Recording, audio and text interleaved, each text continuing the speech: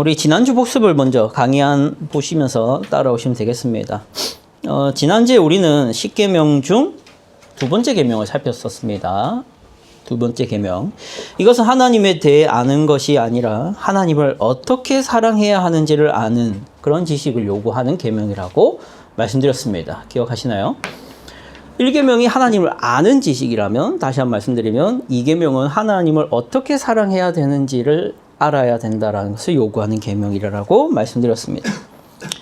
그러니까 2계명은 하나님을 올바로 사랑하는 방법을 가르치는 명령이라는 것이죠. 그래서 우리는 이런 문제를 지적했었습니다. 어떤 문제냐면, 스스로 기독교인이라고 자칭하면서도 올바른 방법으로 하나님을 사랑하려 하지 않고 하나님을 가스라이팅하는 신앙생활이 존재한다입니다. 그래서 지난주 복수 2번 보시면 가스라이팅 금지라고 되어 있죠. 하나님께서 분명 자기를 사랑하는 삶이란 이런 것이다 라고 성경에 기록을 해두셨습니다. 그런데 우리는 종종 거기에는 관심을 가지지 않고 내 나름대로 하나님을 사랑하면 된다라는 식으로 너무 안일하게 생각하는 것이죠. 마치 연인이 비유 많이 해줬죠. 연인이 상대방에게 내가 느낄 만한 사랑 방식으로 너는 사랑을 느껴야 돼라고 강요하듯이, 그런 가스라이팅을 하듯이 우리는 하나님께 그런 식으로 신앙생활하며 예배드릴 수 있다. 그러면 안 된다. 이런 얘기를 말씀드렸죠. 그렇지 않습니까? 여러분 성경을 보시면 이렇게 행동하는 것이 나를 사랑하는 것이다 라고 하나님이 분명히 말씀을 하고 있음에도 불구하고 그것은 알 생각을 하지 않고 그저 이렇게 하면 하나님이 사랑으로 느끼지 않을까? 이렇게 내가 헌신하면 하나님께서 날 좋아해 주지 않을까라고 안일하게 생각하고 신앙생활 하는 것은 결국 하나님을 가스라이팅 하겠다라는 것과 진배 없다. 은배가 아니라 진배 없다. 라고 말씀드릴 수 있습니다. 재미없죠? 예. 최근에 이제 제가 운영하는 그 신앙 상담방에 한 청년, 여성인지 남성인지 모르겠어요. 청년이 들어와서 이런 질문을 했어요. 약간의, 자기도 기독교인인데 약간의 불만 어린 질문이었습니다. 무슨 질문이었냐면, 세상에는 나름대로 수양과 거룩한 삶을 사는 종교인들이 있습니다. 불교에도 있고 이슬람에도 있고, 뿐만 아니라 종교인이 아니더라도 착한 일을 행하면서 살아가는 일반인들이 정말로 많습니다. 하나님은 그들을 왜 용서하지 않고 그들은 왜 지옥 보내시는 거라고 말씀하시는 겁니까? 이게 납득이 안 된다라는 것이죠. 물론 하나님을 믿는 사람들, 특히 우리 그리스도인들을 구원하신다라는 것은 정말 좋은 소식이고 기뻐할 만한 일입니다. 하지만 저는 개인적으로 나름대로 그래도 하나님을 믿지 않지만, 그리스도를 믿지 않지만 불공을 쌓고 선행을 베풀며 살아가는 그 비그리스도인들이 용서받지 못하고 지옥 간다는 것은 납득이 안 됩니다. 라는 질문이었어요. 그때 이 비유를 했어요. 만든 이 비유를 잘 써먹었습니다. 뭐라고 했냐면, 자, 여러분, 제가 지금 대본 하나를 드릴 테니까 이 대본을 한번 읽어보시고 그 다음 제 질문에 답해 주면 되겠습니다. 라고 했습니다. 어떤 대본이냐면 이런 대본이에요. 자기야, 내가 자기를 위해서, 여성입니다. 자기를 위해서 루이비통 가방 300만 원짜리를 사왔어. 자기를 위해서 사온 거니까 자기야, 어서 나에게 이 반응을 보여줘. 그 남자가 이렇게 말합니다. 그 비싸네. 그런데 내가 이걸 낄 리는 없지 않을까? 그게 좀 괜히 산 거 아닐까? 여성 왈. 자기는 내가 자기를 얼마나 사랑하는데 이 루이비통 가방을 사준 걸 보면 모르겠어?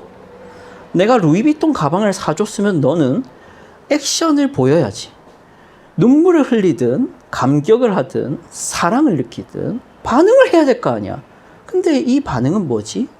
너는 날 사랑하지 않는 거야? 헤어지고 싶어? 남자, 그게 아니라 그냥 잘 쓸게. 자, 이 대본을 보냈어요. 자, 이 대본을 읽고 이게 뭐로 보이십니까? 라고 했어요. 그러니까 그 청년이 가스라이팅입니다. 라고 했어요. 그렇다면 제가 두 번째 대본을 보내드리겠습니다. 하나님, 제가 생각하는 선행과 제가 생각하는 의로운 삶이란 저 불공을 드리는 삶도 의로운 삶인 것 같고, 봉사하는 삶도 의로운 삶인 것 같고, 베푸는 삶도 의로운 삶인 것 같습니다. 그러니까 하나님, 저들을 용서해 주시고 저들도 지옥 보내지 말고 천국에 보내주시면 좋겠습니다. 하나님, 그런데 그건 내가 선행으로 생각을 잘 못하겠어. 내가 생각하는 선행이란 나를 사랑하고 나를 섬기는 것인데 좀 그렇지 않을까? 사람 말, 아니 하나님, 내가 저게 선행이라니까요. 내가 봤을 때 저게 착한 삶이라니까요. 내 기준에선 저것은 의로운 삶이란 말입니다. 왜 하나님 그들을 지옥 보내신다는 겁니까? 하나님은 불의하십니다. 자, 이 모습은 가스라이팅이 아닙니까? 라고 했어요. 아무 말도 못하거든요. 여러분, 하나님은 자기를 사랑하는 기준과 방법을 성경에 이미 말씀해 두셨어요.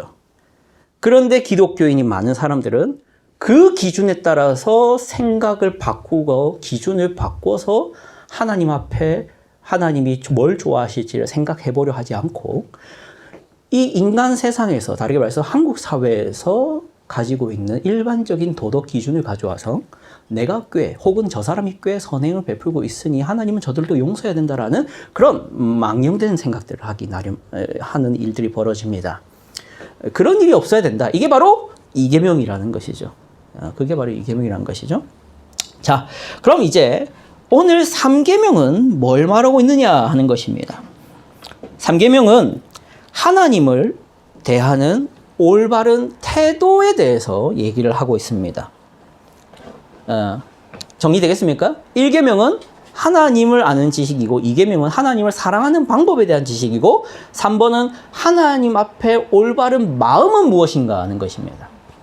자, 그러면 본론으로 들어가서 1번입니다. 웨스트민스터 소그리 문답 53문부터 56문에 이 10계명 3계명의 내용이 나와 있죠. 제가 53문 읽겠습니다. 제3계명이 무엇입니까?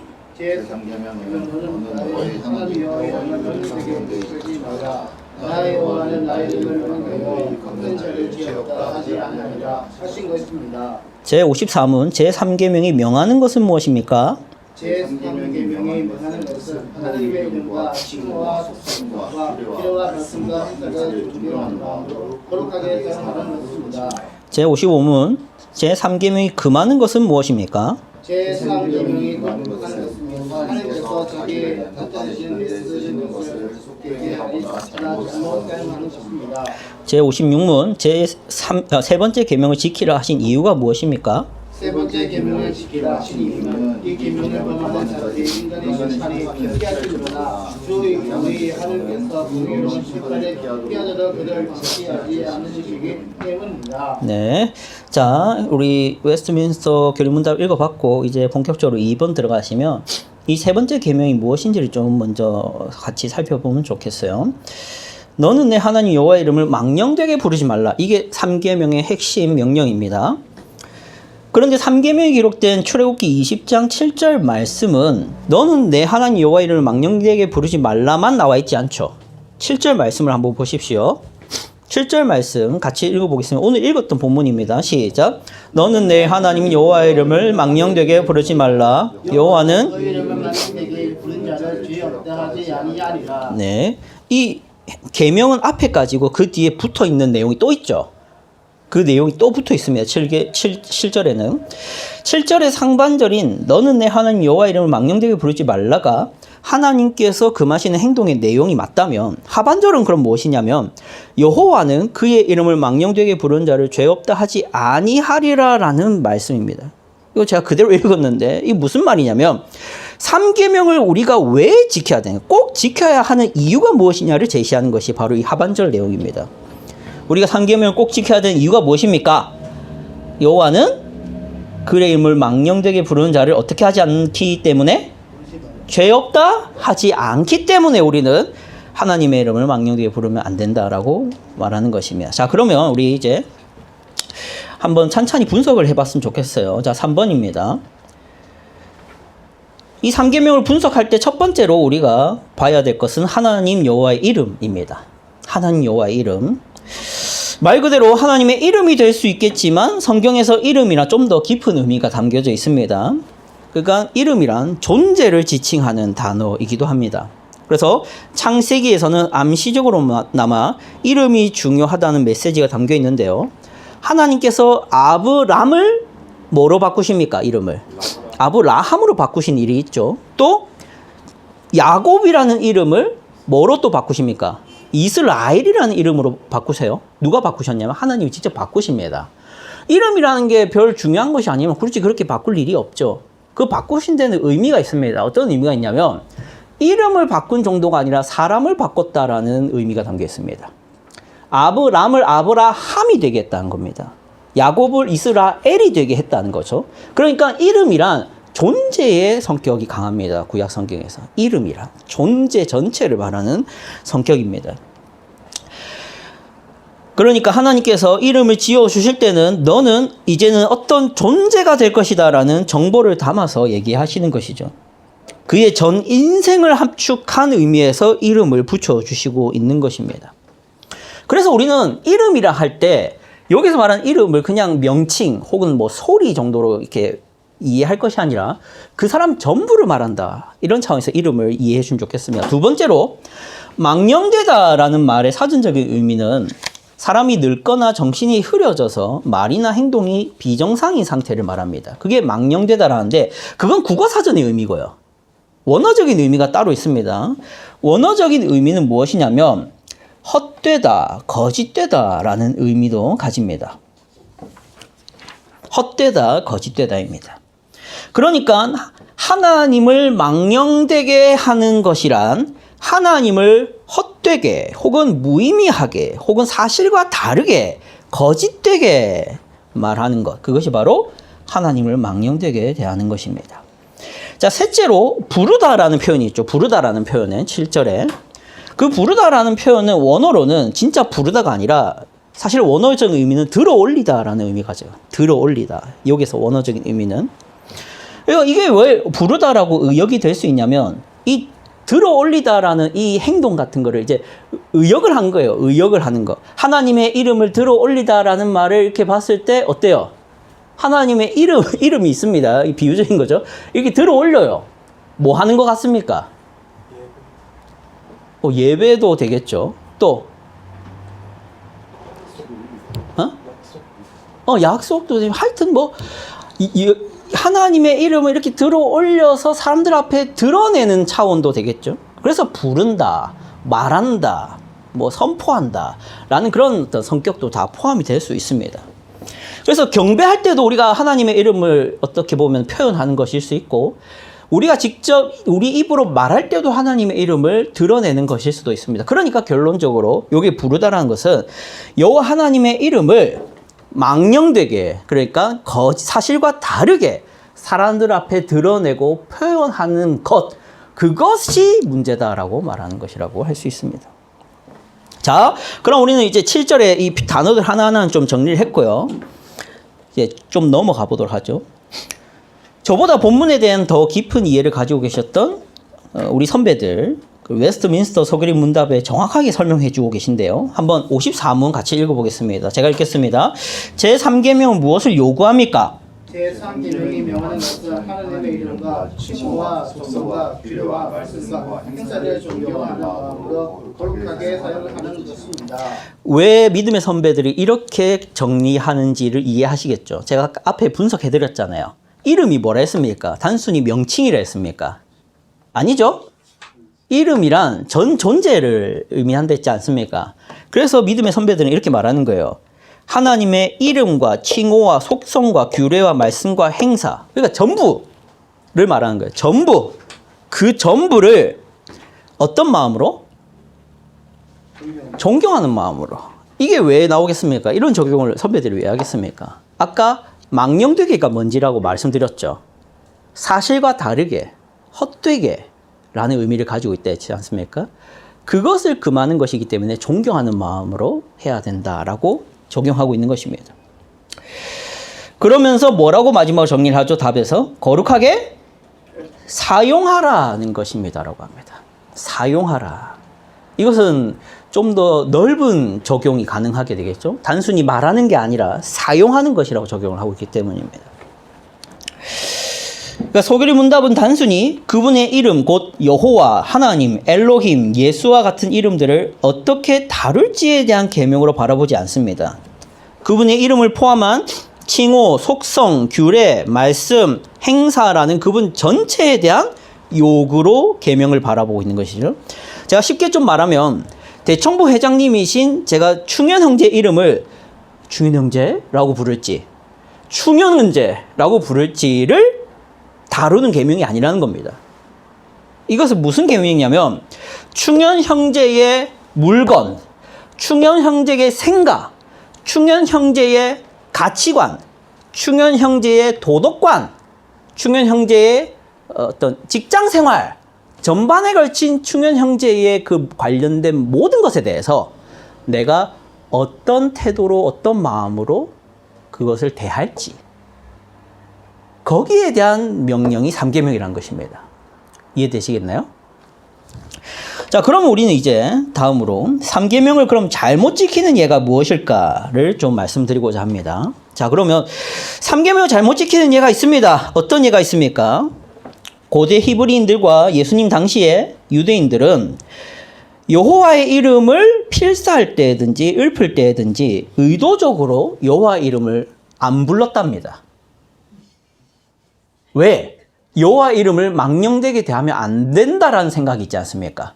그러다 보니까 여호와의 이름을 말해야 되는 본문이나 그런 때에는 넘어가요, 일부러.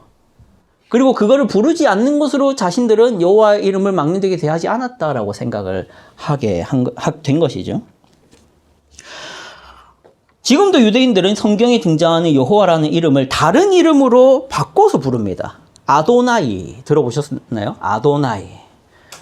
아도나이라는 단어의 뜻은 주인, 주님이라는 뜻입니다. 그래서 여호와를 그냥 주님으로 그냥 퉁치고 지나가는 것이죠.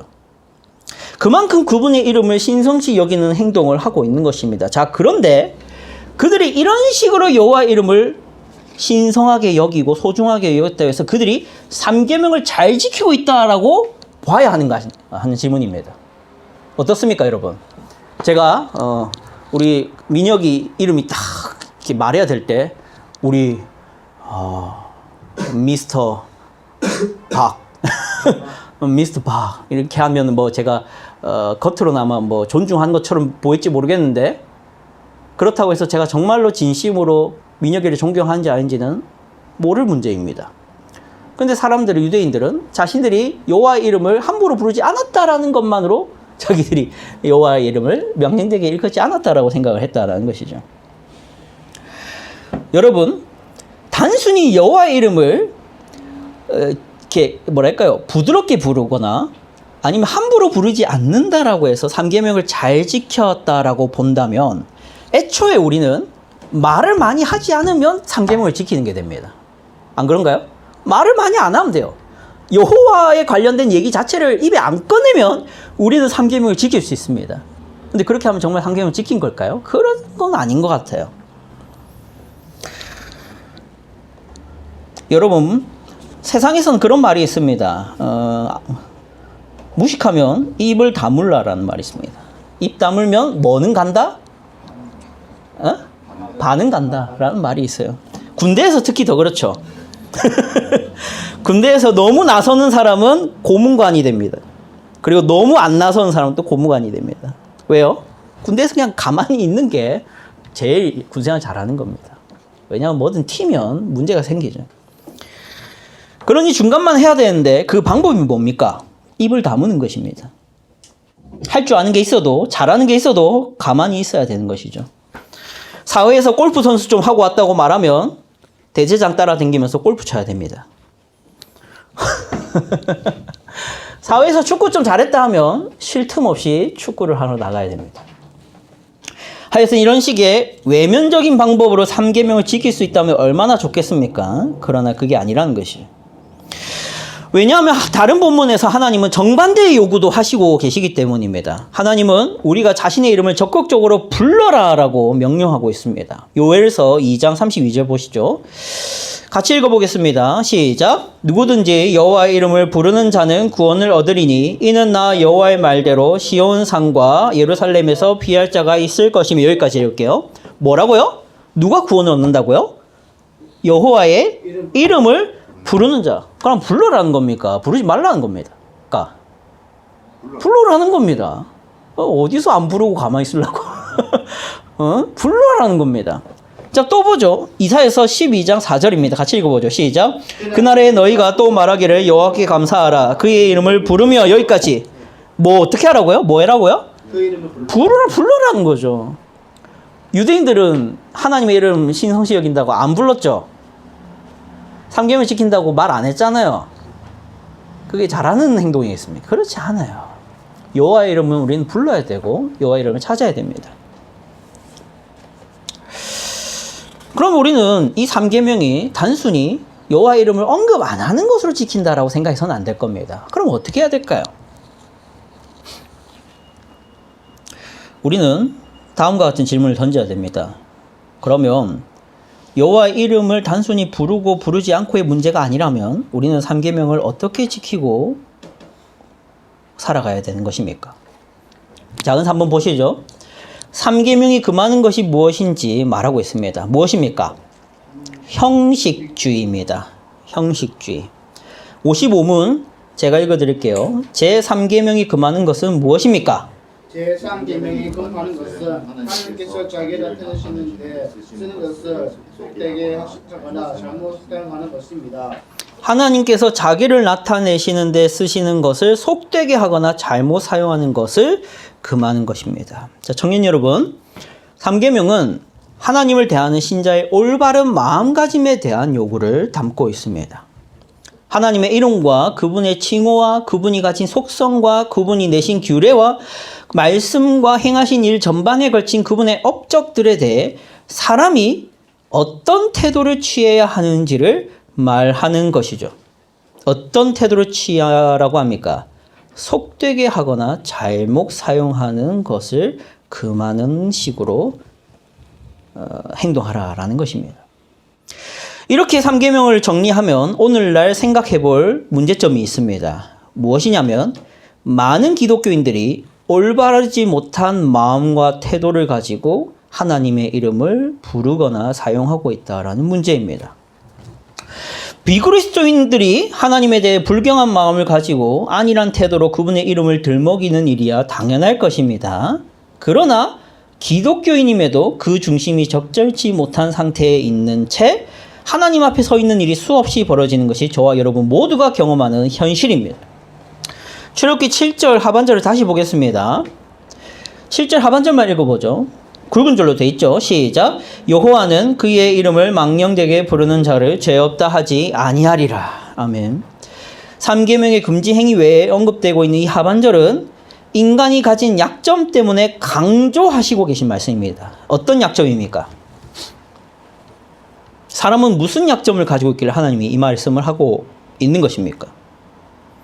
사람은 하나님의 이름을 망령되게 부르고 있으면서 죄 없다 하기 쉬운 존재라는 약점입니다. 어떤 약점인지 이해되시겠나요? 사람은 하나님의 이름을 망령되게 부르고 사용하고 있음에도 스스로는 죄 없다 생각하기 쉬운 존재가 사람이라는 것입니다. 자, 생각해 보십시오. 사람은 겉으로나마 친절을 베풀면 자신이 친절한 사람이라고 생각하기 쉽습니다. 사람은 겉으로나마 내가 화를 내지 않았으면 내가 온유한 사람이구나라고 착각합니다. 사람은 겉으로나마 경멸하지 않았으면 상대를 존중했다라고 착각합니다. 그게 사람입니다. 동의되십니까?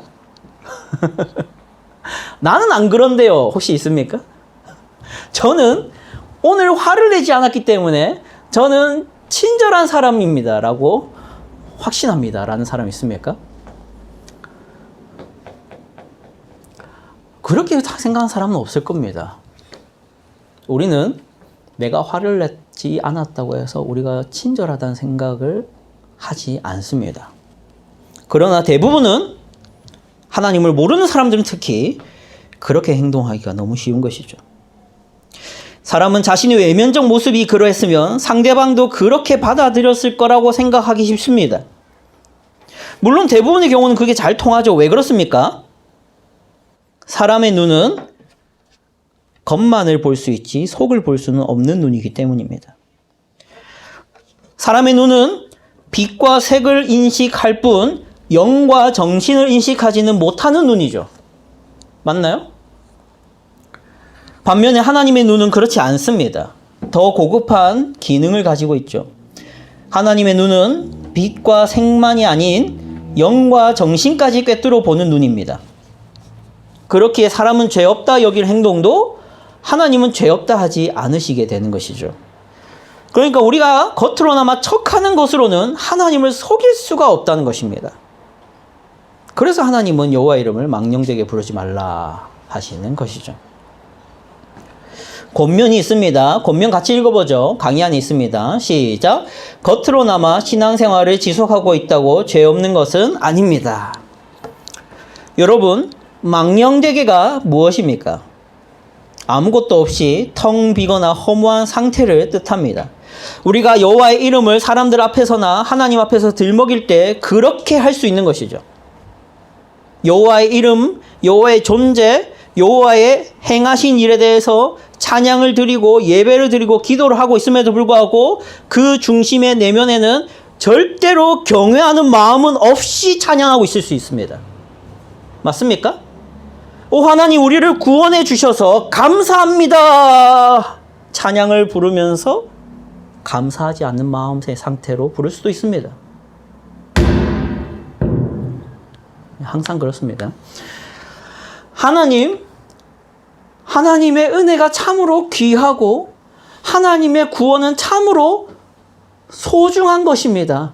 하나님 모든 세상의 모든 가치보다 하나님의 이름은 영광스럽습니다. 라고 고백하면서도 그 마음으로는 결코 그분을 존경하는 마음이 없이 하고 있을 수 있습니다. 그게 여호와 이름을 망령되게 부르는 것입니다. 저부터도 그러한 위험 속에 있죠. 이렇게 앞에서 설교를 하고 하나님의 말씀을 다루고 있음에도 불구하고 그 말씀에 대한 어떠한 애정도 없이 말하고 있는 때가 있습니다. 저도 사람이기 때문이죠. 근데 문제는 이런 일을 저와 여러분은 별거 아닌 것으로 생각할 때가 많다는 겁니다. 왜냐? 겉으로나마 나는 설교를 열정적으로 했기 때문입니다. 겉으로나마 여러분은 찬양을 불렀기 때문입니다. 겉으로나마 저와 여러분은 예배를 드리는 삶을 살았기 때문입니다. 그래서 우리는 죄 없다 생각하기가 쉽습니다. 그런데 하나님은 뭐라고 말씀하셨죠? 망령되게 부르는 자를 어떻게 하지 않는다 했습니까? 죄 없다 하지 않으시는 분이라고 하십니다. 정말로 괴로운 계명이죠. 저와 여러분 중에 겉으로만이 아니라 내면까지도 하나님을 경외하고 살아가시는 분이 몇이나 있습니까? 여러분에게 한번 질문해보죠. 여러분이 24시간 하나님을 정말로 사랑하는 마음으로 그런 감정으로 살아가고 계신 분 있습니까? 없죠. 그럼 상계명을 여러분은 못 지키고 있는 것입니다. 상계명을 못 지킨다는 말은 무슨 결론이 내려지죠? 저와 여러분은 지옥에 갈 것이라는 것이죠. 죄 없다 하지 않으신다 하셨기 때문입니다.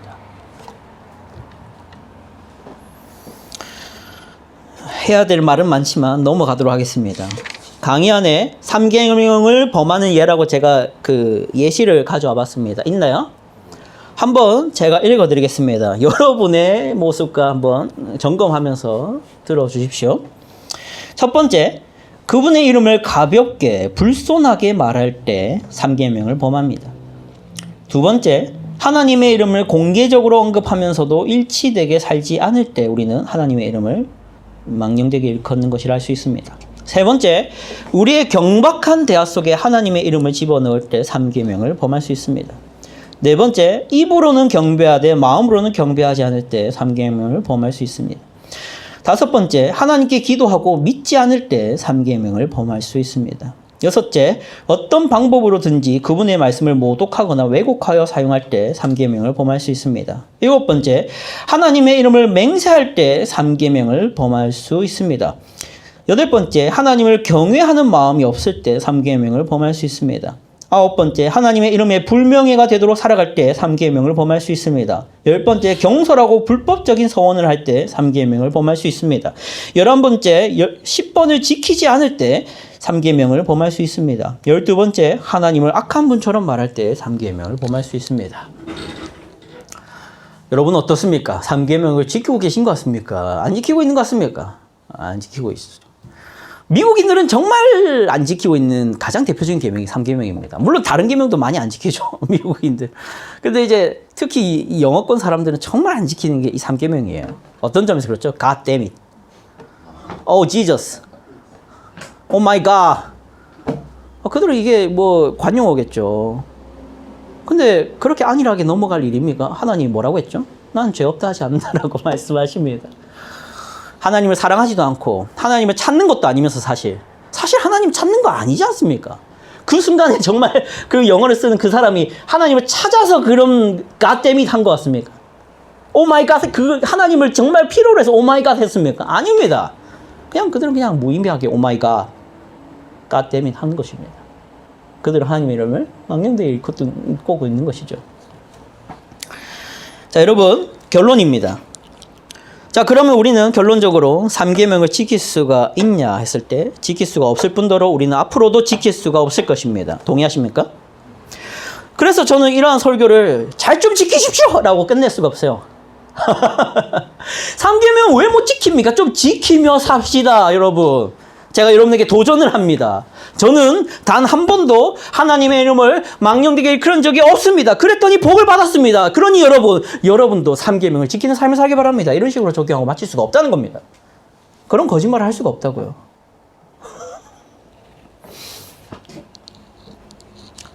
중요한 것은 이 모든 계명을 우리가 못 지킨다라는 것을 볼 때마다 우리는 결국 예수님을 바라봐야 한다는 것입니다. 왜냐하면 3계명을 지키지 못하는 우리가 어디서 소망을 얻겠습니까? 이 모든 계명을 지키신 예수님을 바라볼 수밖에 없습니다. 그분이 여러분을 대신해 3계명을 지키는 삶을 살아주셨기 때문이죠. 자, 그런데 아주 놀라운 사실이 있습니다. 구약 성경에 나오는 이 3계명은 분명 이런 의미가 있습니다.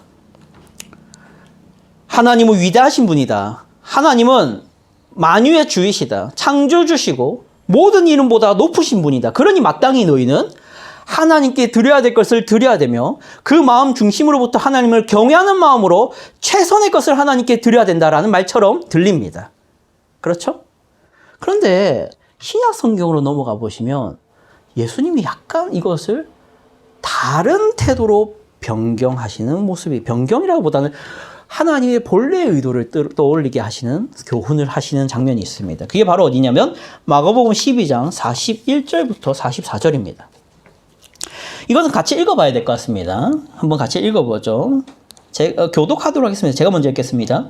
예수께서 헌금함을 대하여 앉으사 무리가 어떻게 헌금함에 돈 넣는가를 보실새 여러 부자는 많이 넣는데 가난한 과부는 와서 둘을 내놓고 한탕 돈을 넣습니다.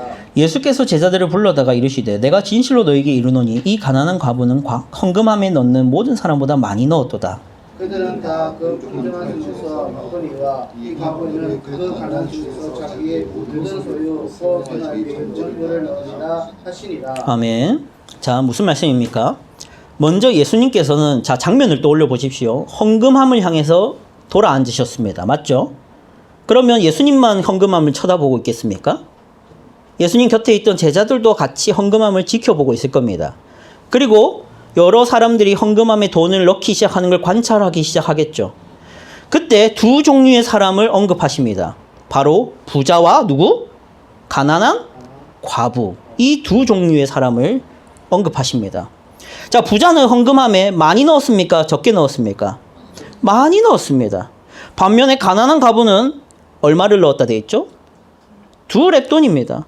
이 액수가 정확히 얼마인지를 말해줄 수 있겠지만 그게 중요한 게 아니죠. 중요한 것은 적게 넣었다는 겁니다. 분명 가난한 과부는 부자에 비해서 헌금함에 적게 넣었습니다. 그리고 이 모습을 같이 쳐다보고 있었을 제자들을 돌아보시면서 말씀하십니다. 43절이죠. 이 가난한 과부가 헌금함에 넣는 모든 사람보다 많이 넣었도다. 그들은 다 그 풍족한 중에서 넣었거니와 이 과부는 그 가난한 중에서 자기의 모든 소유 곧 생활비 전부를 넣었느니라 하시니라. 무슨 말씀입니까? 과부가 어떻다고요? 헌금함에 가장 많이 넣었답니다. 자, 그러면 보세요. 두 렙돈은 누가 보더라도 가장 적은 액수 아닙니까? 맞죠? 근데 하나님이신 예수님이 지금 뭐라고 말합니까? 가장 많이 넣었다라고 말합니다. 무슨 교훈을 하시는 걸까요? 너희는 가난해라, 가난해서 헌금해라, 이런 말을 하시는 걸까요? 아닙니다. 중요한 것은 마음이다라는 겁니다.